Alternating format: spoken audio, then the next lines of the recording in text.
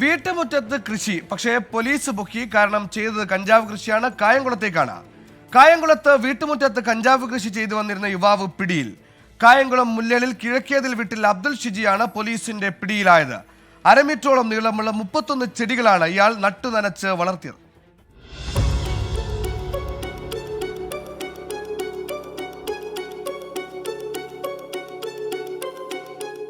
മാസങ്ങളായി കഞ്ചാവും ലഹരി പദാർത്ഥങ്ങളും വിൽപ്പന നടത്തി വരികയായിരുന്നു ഇയാൾ.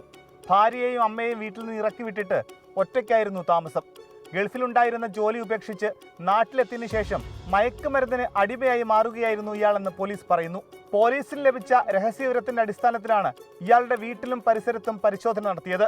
വലിയ അളവിൽ കഞ്ചാവ് ദൂരെ സ്ഥലങ്ങളിൽ നിന്ന് വീട്ടിലെത്തിച്ച് ചെറിയ പാക്കറ്റുകളിലാക്കിയായിരുന്നു വിൽപ്പന നടത്തി വന്നിരുന്നത്. വിൽപ്പന നടത്താൻ കൊണ്ടുവന്ന കഞ്ചാവിന്റെ കുരു മുളപ്പിച്ചാണ് ഇയാൾ വീട്ടുമുറ്റത്ത് കൃഷി നടത്തിയത്.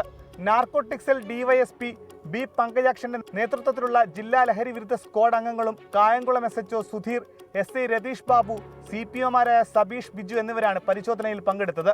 തുടർന്നും ശക്തമായ പരിശോധനകൾ ജില്ലയിൽ ഉടനീളം നടത്തുമെന്ന് നാർക്കോട്ടിക് സെൽ ഡിവൈഎസ്പി അറിയിച്ചു. 24 ആലപ്പുഴ.